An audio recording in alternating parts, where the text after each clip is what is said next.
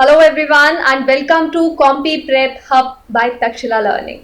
So 60 days का crash course चल रहा है एंड आज का इसमें टॉपिक रहेगा हमारा रीडिंग कॉम्प्रिहेंशन. यस, काफ़ी टफ टॉपिक है एंड बहुत सारे स्टूडेंट्स को लगता है कि ये बहुत टाइम कंज्यूमिंग है, सो इसीलिए उसको स्किप कर देते हैं. बट ऐसा कुछ भी नहीं है. आप 5 नंबर्स सीधे सीधे फिक्स कर सकते हो just with 5 numbers reading comprehension को सही करके. तो इसके लिए कुछ टिप्स और ट्रिक्स हैं जो आज मैं आपके साथ शेयर करने वाली हूं, जिनकी हेल्प से आप इजीली रीडिंग कॉम्प्रिहेंशन के क्वेश्चंस को यानी कि 5 नंबर बिल्कुल इजीली सिक्योर कर पाओगे. सो ज़्यादा टाइम भी नहीं लगेगा, कुछ बस आपको स्ट्रैटेजी बनानी है जिसके लिए मैं आपको ट्रिक्स अभी बताने वाली हूँ. सो वीडियो लास्ट तक ज़रूर देखना. 5 नंबर हैं, एक एक नंबर की बहुत ज़्यादा वैल्यू है, तो 5 नंबर तो बहुत ज़्यादा ही मायने रखते हैं. तो 5 नंबर्स आपके सीधे सीधे फिक्स हो जाएंगे एंड इसको मास्टर कैसे करना है ये भी आज के इस वीडियो में मैं आपको बताने वाली हूँ. सो चलिए स्टार्ट करते हैं. सबसे पहले तो रीडिंग कॉम्प्रिहेंशन होता क्या है. सो जितने हमारे बिगनर्स हैं जो अभी कॉम्पिटिटिव एग्जाम्स के लिए प्रिपेयर करना स्टार्ट हुए हैं उन्हें मैं बता दूं, रीडिंग कॉम्प्रिहेंशन होता है जो कि हम स्कूल टाइम से करते आ रहे हैं. एक पैराग्राफ दिया होता है हमें, उसमें से 5 या क्वेश्चंस पूछे गए होते हैं जिनका आंसर हमें देना होता है उस पैसेज के बेस पे. सो वही रीडिंग कॉम्प्रिहेंशन यहाँ कॉम्पिटिटिव एग्जाम के टाइम पे भी सेम है. कुछ ज़्यादा डिफरेंस नहीं है, बस लेवल का थोड़ा बहुत डिफरेंस है. बट येस, ट्रिक्स यहाँ पे आपको यूज करनी है क्योंकि यहाँ पे आपको स्कूल की तरह बहुत ज़्यादा टाइम नहीं मिलने वाला है. आपको बहुत कम टाइम में बहुत सारे क्वेश्चंस अटेम्प्ट करने होते हैं. सो एक टाइम फिक्स्ड है, दैट इज वाई ये थोड़ा यहाँ पे मुश्किल हो जाता है. सो सबसे पहले तो रीडिंग कॉम्प्रिहेंशन की बात करें. सो रीडिंग कॉम्प्रिहेंशन जिसको हम आरसी के नाम से भी बोलते हैं, so it is an integral topic of English in various banking, insurance and other competitive examinations. तो जितने भी एग्जामिनेशंस है जिसमें इंग्लिश आती है उसमें रीडिंग कॉम्प्रिहेंशन आता ही आता है. एंड मैं आपको बता दूं 5 नंबर मिनिमम है जो इससे क्वेश्चंस पूछे जाते हैं. तो 5 मार्क्स का तो ये आएगा ही आएगा. किस्मत अच्छी हुई तो और ज्यादा का भी आ सकता है, लेकिन अब ये मत सोचना कि किस्मत बुरी होगी ज्यादा क्वेश्चंस पूछे गए तो. नहीं, ये टिप्स आप फॉलो करो, बहुत जल्दी से फटाक से इसको आप सॉल्व कर पाओगे. बिल्कुल कुछ भी मुश्किल और टाइम कंज्यूमिंग नहीं लगेगा. So it may prove saviour, जैसा मैंने अभी बोला कि बहुत सारे स्टूडेंट्स आई नो कि स्किप कर देते हैं इसे क्योंकि इसमें टाइम लगता है कि पहले पढ़ना पड़ता है, लेकिन ये आपका सेवियर बन सकता है इन योर एग्जाम क्योंकि इसके लिए आपको कोई ग्रामर के फंडामेंटल्स आने की जरूरत नहीं है. आपको जस्ट अपनी रीडिंग स्किल्स के बेस पे इसको सॉल्व करना है. तो यहाँ पे आपके कोई टिप्स नहीं लगेंगे, कोई फंडामेंटल्स नहीं यूज होंगे, कोई रूल्स यूज नहीं होंगे जिसकी वजह से आप गलत हो सकते हो. सो बेसिक आपका यहाँ पे इस रीडिंग कॉम्प्रिहेंशन में फोकस जो है वो सिर्फ और सिर्फ आपकी रीडिंग स्किल्स पे रहेगा. सो दैट इज वाई ये सेवियर हो सकता है. इंग्लिश आती है नहीं आती है डजंट मैटर, रीडिंग कॉम्प्रिहेंशन आप फिर भी सॉल्व कर सकते हो. सो जल्दी से कैसे सॉल्व करेंगे ये जस्ट मैं अभी आपको बताने वाली हूं. So all you need to do is read and look for the answers. कुछ नहीं करना आपको, बस आंसर्स की तरफ देखना है एंड आंसर्स को ढूंढना है पैसेज में से क्वेश्चन देखकर. सो एक क्वेश्चन यहाँ पे जो सभी स्टूडेंट्स के दिमाग में चलता है रीडिंग कॉम्प्रिहेंशन को लेके, जैसा मैंने बोला because it is time consuming, तो स्टिपुलेटेड टाइम में इसको कैसे सॉल्व करें ये यहाँ पे मेन क्वेश्चन है जो कि ज़्यादातर स्टूडेंट्स के दिमाग में रहता है, जिसकी वजह से यही सोच सोच के वो रीडिंग कॉम्प्रिहेंशन को स्किप कर देते हैं. लेकिन अब आपको ऐसा कुछ भी करने की जरूरत नहीं है. इन टिप्स से आप इसे बहुत जल्दी सॉल्व कर लोगे एंड आपके फिंगर टिप्स पे होगा. एंड सबसे पहले आप यही जाके सॉल्व करोगे, 5 नंबर सीधे सीधे फिक्स कर लोगे. सो here are some tips and tricks. So be ready. सबसे पहली जो हमारी यहाँ पे ट्रिक रहेगी इसके लिए सबसे पहली चीज, आपको पूरा पैसेज रीड करने की कोई भी जरूरत नहीं है. बैंकिंग के एग्जाम में मैं बात करूं तो पैसेज बहुत लंबे लंबे आते हैं जिसकी वजह से इसमें आई नो बहुत डिफिकल्टी होती है क्योंकि इतना लंबा पैसेज है, आप कब तक उसको रीड करोगे एंड उसमें से क्वेश्चंस ढूंढोगे तो बहुत ज्यादा आपके लिए मुश्किल हो जाता है.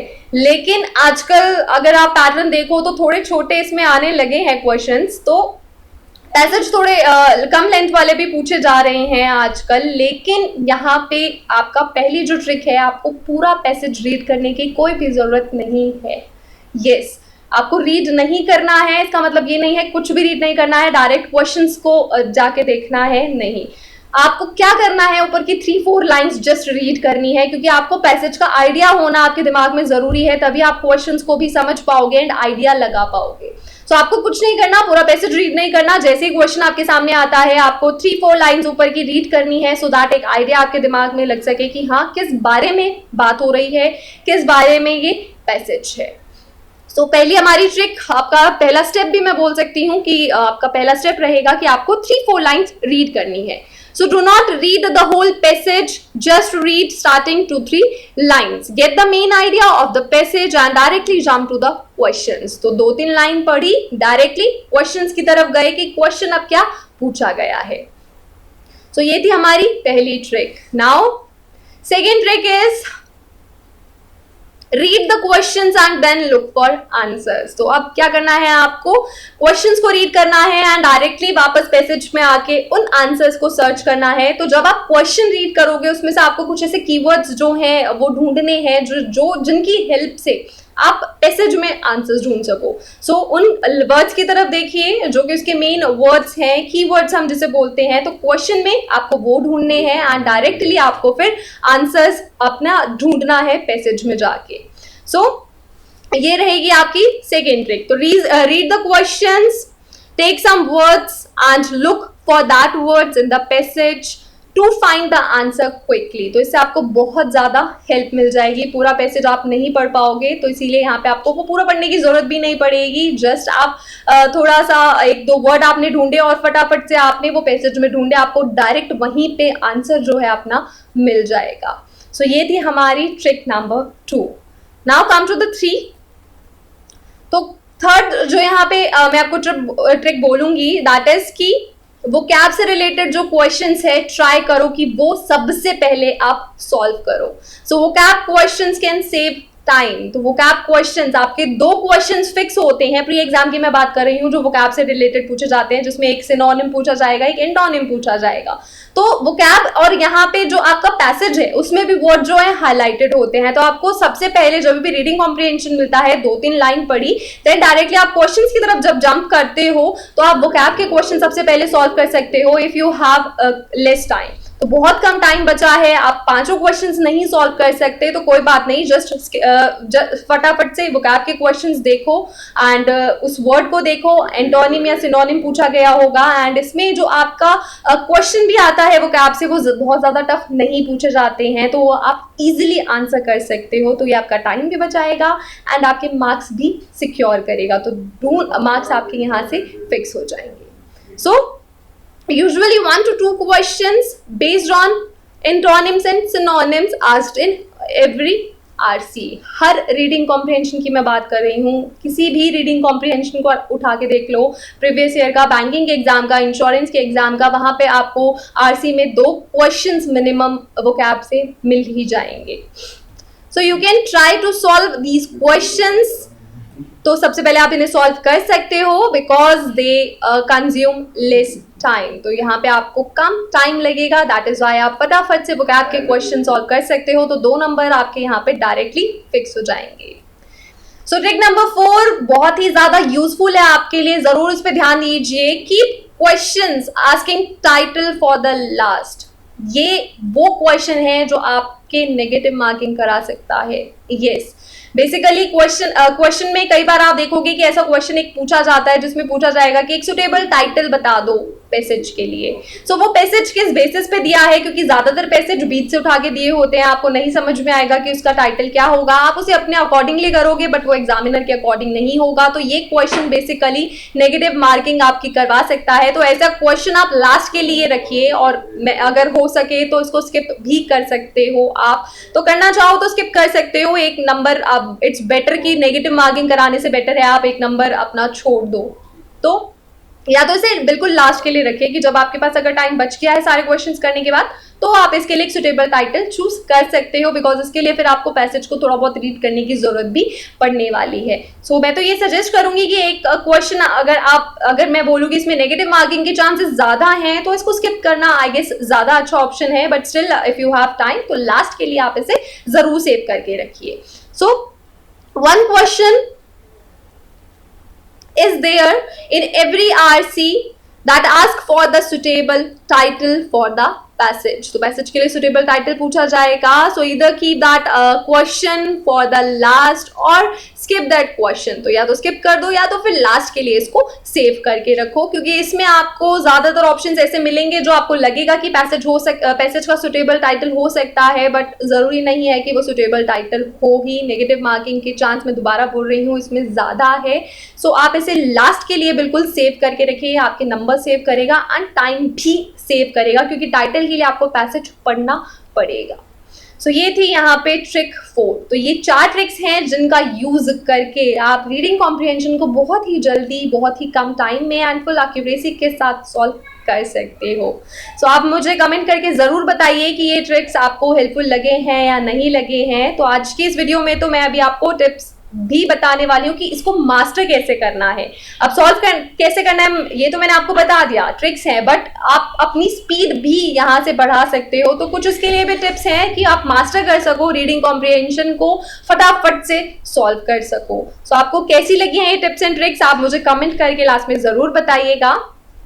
सो रीडिंग कॉम्प्रिहेंशन को मास्टर करना है, इसके लिए सिर्फ एक ही टिप है, एक ही तरीका है रीडिंग स्किल्स को इम्प्रूव करना. आपकी जितनी अच्छी रीडिंग स्किल्स होगी उतना बेटर, उतना जल्दी आप पैसेज को पढ़ पाओगे, अंडरस्टैंड कर पाओगे. इवन ये आपका हर जगह काम आने वाला है. एंड मैं यूजुअली आप मेरी वीडियोस देखोगे तो हर वीडियो में आपको मैं ये कहती हुई मिल जाऊंगी कि रीडिंग बहुत ज़्यादा ज़रूरी है. सो रीडिंग कॉम्प्रिहेंशन के लिए मैं बहुत बार ये पहले भी बता चुकी हूँ, एडिटोरियल पेज होता है जो द हिंदू का, वो आप रीड कर सकते हो अपनी रीडिंग स्किल्स को इम्प्रूव करने के लिए. प्लस आपके क्वेश्चंस भी जो हैं वो भी यहाँ पे आपके ज़्यादातर इसमें से मिल जाएंगे. आप कभी ऐसा भी हो सकता है कि डायरेक्टली आपका पैसेज कोई बीच से उठा के वहाँ पे दे दिया गया हो, तो ये भी आप यहाँ पे आपको देखने को मिल सकता है. सो आपको यहाँ पे डबल फायदे हो रहे हैं. सो आपको पूरा न्यूज़पेपर नहीं पढ़ना रीडिंग स्किल्स को इम्प्रूव करने के लिए, बट येस एक page that is editorial page वो ज़रूर रीड करना है. सो अब इससे फायदा क्या होगा, एक तो आपकी रीडिंग स्किल्स अपग्रेड होंगी कि आप जैसे ही पैसेज को देखोगे फटाफट से उसको रीड कर पाओगे, क्योंकि आपकी रीडिंग की एक हैबिट बन चुकी होगी. देन अगर आप डेली बेसिस पे रीड कर रहे हो तो आपकी ग्रास्पिंग पावर जो है वो भी बहुत अच्छी हो जाएगी. अंडरस्टैंडिंग स्किल्स जो हैं वो भी आपकी इंप्रूव हो जाएंगी, तो वो भी आपको यहाँ पे हेल्प करेंगी. तो एक रीडिंग से आपको बहुत सारे बेनिफिट मिलने वाले हैं. प्लस में आपका वोकैबुलरी के क्वेश्चंस भी, यस वो भी आपके यहाँ पे आपको बहुत सारे क्वेश्चन मिलेंगे जो वोकैब में पूछे जाते हैं, तो वो भी आपको हेल्प मिलेगी. तो एक एडिटोरियल पेज पढ़ने से अब आप देखो आपको कितने सारे फायदे हो रहे हैं. रीडिंग से स्किल्स बिल्डअप हो रही हैं, अंडरस्टैंडिंग बढ़ेगी, वोकैब से रिलेटेड क्वेश्चंस मिलेंगे, एंड इवन क्वेश्चन आपको डायरेक्टली इसमें से भी आ सकता है. कोई आरसी अब ऐसा भी हो सकता है कि आपको इसमें से देखने को मिल जाए. प्रीवियस ईयर के उठा के देख लो, मेरी बात पे यकीन नहीं है तो पता लग जाएगा प्रीवियस ईयर के आपको कि द हिंदू के एडिटोरियल से आए हुए हैं. तो ये सारे बेनिफिट्स आपको द एडिटोरियल से मिलेंगे. तो डेली बेसिस पे आप उसे रीड कर सकते हो एंड इसका तो आप सब्सक्रिप्शन भी ले सकते हो, तो ऑनलाइन भी पढ़ सकते हो. ज़रूरी नहीं है कि आपको इसे खरीद कर ही पढ़ना है. सो ये कुछ इसके बेनिफिट्स हैं. आपकी वोकैबुलरी को बूस्ट करेगा एंड इवन कई बार डायरेक्टली जो आपका पैसेज है आरसी वो इसमें से पूछा जा सकता है, तो आपको वो पहले से पता होगा तो आपको और भी कम टाइम लगेगा उसको सॉल्व करने में. सो आई होप कि अब इन टिप्स और ट्रिक्स को सुनने के बाद अब आपके दिमाग में ये नहीं आएगा कि रीडिंग कॉम्प्रिहेंशन अरे इसे तो स्किप करते हैं. नहीं, इसे स्किप मत करना. 5 नंबर आप यहाँ से फिक्स कर सकते हो अगर आपसे टाइटल नहीं पूछा गया तो क्वेश्चंस कैसे आएंगे अब आरसी में, कैसे कैसे पूछे जा सकते हैं, 2 तो मैंने आपको बता दिया वोकैब से रिलेटेड. बाकी क्वेश्चंस का भी कुछ फॉर्मेट है, कभी ट्रू एंड फॉल्स का भी क्वेश्चन आ जाता है. तो नेक्स्ट वीडियो में मैं आपके साथ सॉल्व करूंगी रीडिंग कॉम्प्रिहेंशन. तो उससे पहले आपको क्या करना है, प्रैक्टिस करना है खुद से कि ये टिप्स एंड ट्रिक्स आप कितना यूज कर पा रहे हो एंड आपके लिए कितना यूजफुल है. एंड रीडिंग आज से ही स्टार्ट कर दो, आधा घंटा टाइम निकाल लो अगर ज़्यादा नहीं है, लेकिन रीड ज़रूर करना. सो रीड इंपॉर्टेंट है. हम कह सकते हैं कि मूल मंत्र हो गया ये हमारा रीडिंग कॉम्प्रिहेंशन, वोकैब से रिलेटेड क्वेश्चंस, इवन इंग्लिश अगर सेक्शन आपको क्लियर करना है तो उसके लिए, क्योंकि क्लोज टेस्ट भी इसमें से पूछा जा सकता है आपका.